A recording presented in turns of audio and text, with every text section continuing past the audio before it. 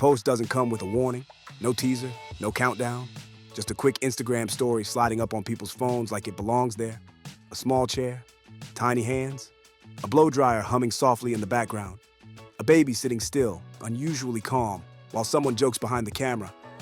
At first it feels harmless, almost sweet. Then someone pauses the clip. Someone else zooms in. And suddenly the room shifts, because people realize exactly who they're looking at. Ben is a famous baby. I won't show his face, but you know what it is. I'm detangling his hair and I'm blow drying it. Do you hear that? Nothing. He's quiet. Why is he quiet? That's why he's quiet. It works, guys. Get it. That's Halo. Not just any baby. Not just a celebrity kid. That's the one child both of his parents have fought tooth and nail to keep off the internet. The same child fans have only heard about, never really seen. The same child whose name alone has sparked debates, arguments, and courtrooms. And now he's on Instagram. Not posted by Halle Bailey, not by DDG, but by someone standing way too close to Halle's inner circle. The comments don't trickle in. They crash. People start tagging blogs. Screenshots fly across group chats. Someone reposts it with a single line. Isn't this against the court order? And just like that, the tone flips. What started as curiosity turns into outrage, because anyone who's been paying attention knows this situation isn't simple. Halle and DDG haven't just been co-parenting quietly. Their issues spilled into public view months ago, messy and emotional, with fans choosing sides and every move getting dissected. When things escalated, the court stepped in. At first, the restriction was aimed at DDG. No posting Halo online. But that wasn't the end of it. When they went back to court later, the judge made it crystal clear. Neither parent was allowed to post Halo at all. No photos, no videos, no indirect sharing, no third parties, no loopholes, and the language wasn't soft. It didn't leave room for misunderstanding. It specifically stated that neither party could upload or disseminate any images or information about the child, directly or through anyone else. Friends, family, associates, anyone. And both parents were responsible for making sure the people around them followed the same rule. That's why this post hits like a slap. Because this isn't a random fan snapping a picture from afar.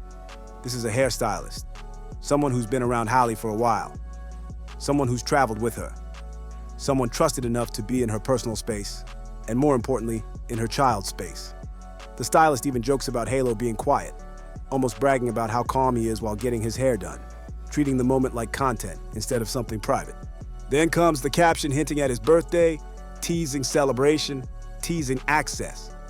That's when things really spiral. DDG's fans are the first to explode, calling it a clear violation and demanding consequences. Others jump in saying it's not even about sides anymore.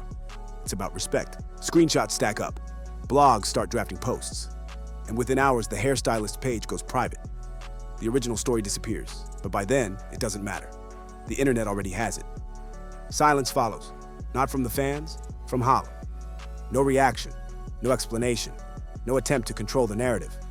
And that quiet only makes people lean in closer, because when someone who's usually careful goes silent, it doesn't read as guilt. It reads like frustration, like something slipping out of her control. Then the stylist breaks the silence. She posts an apology, saying she wasn't aware of any court order.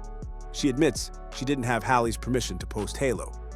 She insists Halle had no idea the content went up and takes responsibility for the mistake.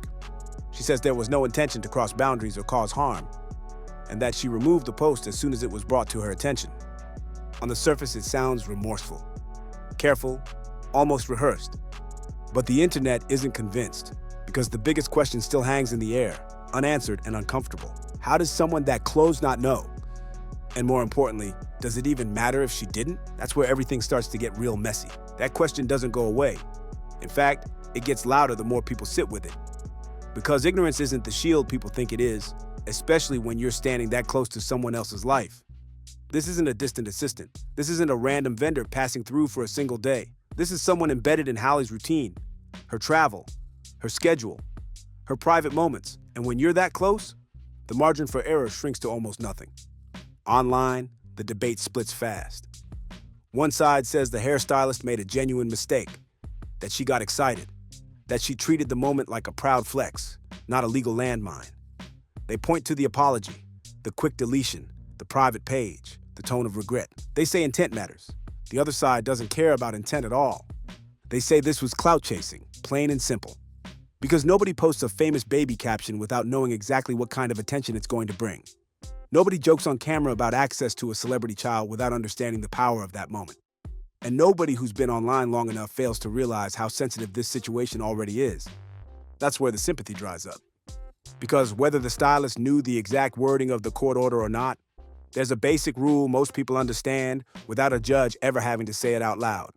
You don't post someone else's child without permission, especially when that child's parents are publicly navigating conflict, especially when the mother has gone out of her way to keep her baby off social media, especially when the stakes are already this high.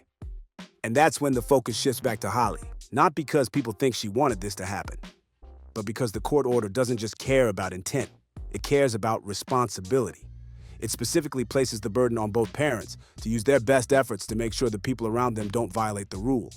And best efforts is one of those phrases that sounds simple until a judge starts interpreting it. Fans start asking uncomfortable questions. Was the stylist warned? Were boundaries clearly set? Did Halle explicitly tell people in her circle not to post Halo under any circumstances? Or did she assume common sense would carry the weight? Because assumption is dangerous when the internet is involved. Halle's silence starts to feel heavier here. Every hour that passes without a response adds another layer of speculation. Some people read it as panic. Others read it as someone being advised to say nothing at all. And if you read it as a mother realizing that no matter how hard she tries, she can't fully control the people around her, only react once the damage is done. Meanwhile, the stylist becomes the lightning rod. Her apology gets dissected line by line. People notice how carefully she distances Halle from the post, how she emphasizes that Halle didn't know, how she takes full responsibility. To some, it feels genuine. To others, it feels strategic. Like damage control designed to protect the celebrity connection more than anything else. And once that thought enters the conversation, it doesn't leave. Because now, people aren't just questioning the post. They're questioning access. Who else around Halle might be treating private moments like content? Who else might be holding a phone when they shouldn't be? Who else might think deleting a post erases the impact? That's when the story stops being about one Instagram clip and turns into something much bigger. It turns into a warning about proximity to fame. When you're close enough to touch it, fame can make people careless. It can blur lines. It can convince someone that being inside means being entitled. Entitled to post. Entitled to share. Entitled to show the world something that was never meant to be seen. And Halo becomes the quiet center of all of it. A child who didn't consent. A child whose name is now trending again for reasons that have nothing to do with joy. A child caught between two parents trying to protect him, and an internet that feels like it deserves access anyway. By the time the blogs slow down and the comments thin out, one thing is clear. This isn't going to disappear just because the post did. The court doesn't move on because Instagram does. Screenshots don't evaporate. And trust once cracked doesn't magically reseal itself. Everyone is waiting now. Waiting to see if the judge responds. Waiting to see if there are consequences. Waiting to see if Halle breaks her silence. Waiting to see if this becomes a footnote or a turning point. Because one careless post can change a lot more than a timeline, and the fallout hasn't even fully landed yet. And that's the part a lot of people keep skipping over. This wasn't just a post that went viral and got deleted. This was a moment that exposed how fragile privacy really is when fame, access, and clout all collide in the same space.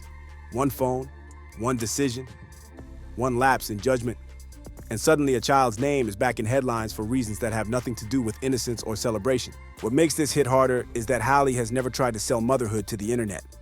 She didn't roll out glossy baby reveals. She didn't monetize Halo's existence.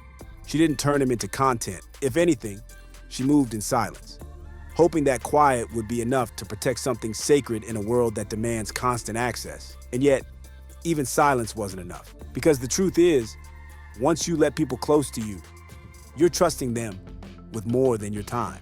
You're trusting them with discretion, with restraint, with the understanding that not everything is meant to be shared, no matter how exciting it feels in the moment. And when that trust slips, even accidentally, the consequences don't just disappear with an apology. Now everyone's watching, not just fans, not just blogs, but people who understand how seriously these boundaries are supposed to be taken. And whether anything comes of it legally or not, the emotional fallout is already real. Lines were crossed, questions were raised, and a reminder was sent, loud and clear, that access to someone's life is not an invitation to broadcast it. So if you're rocking with this breakdown, hit that like button, drop your thoughts in the comments, and subscribe, because this story's far from over.